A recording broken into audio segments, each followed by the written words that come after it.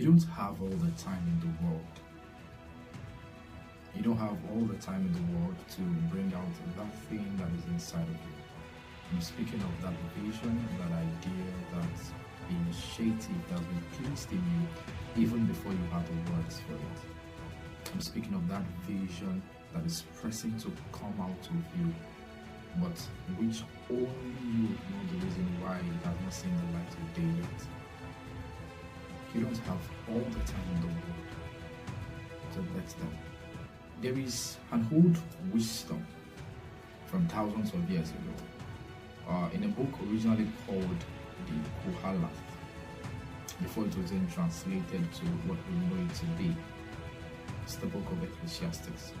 And in it is a saying that there is a season for everything and a time for every purpose under heaven.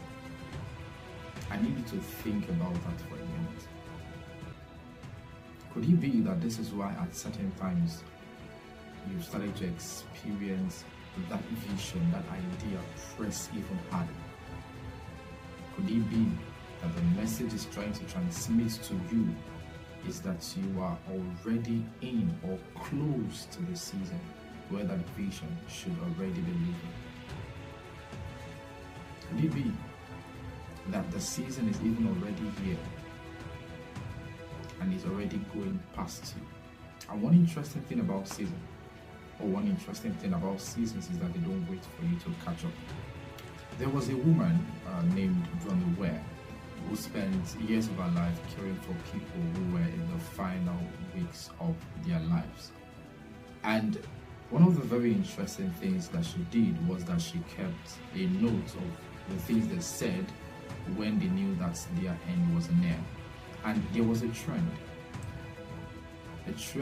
that many of them had this regret, the regret of wishing they had the courage to live out their true lives, that they had done and bettered the vision, the idea that they had, unashamed and unafraid of whatsoever, that they are not allowed their limitations define, determine, and put a limit to how far and how much that they can do.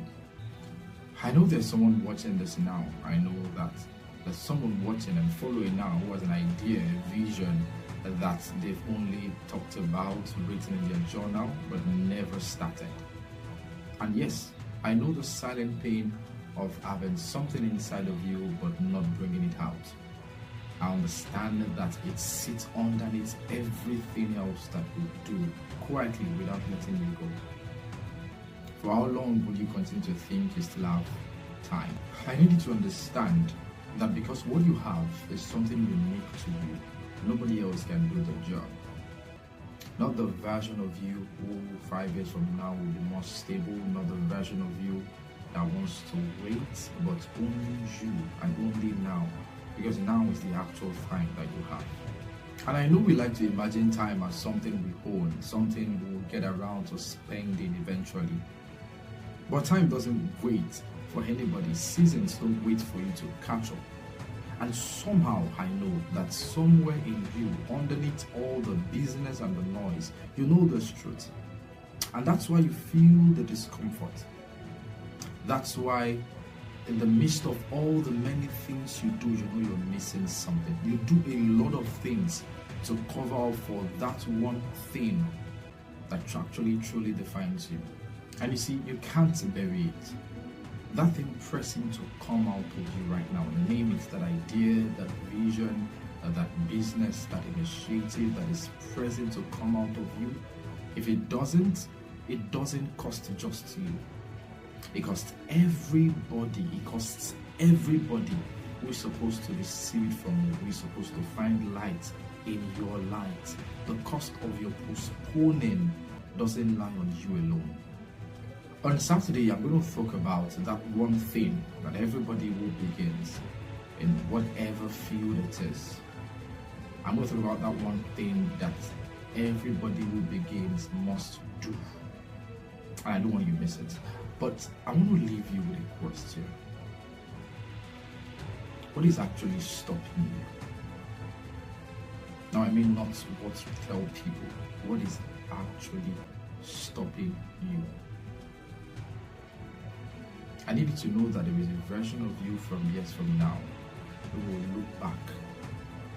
What do you think that version of you will say about you now? You don't have all the time in the world. You don't. All you have is today. All you will ever have is today. You're welcome.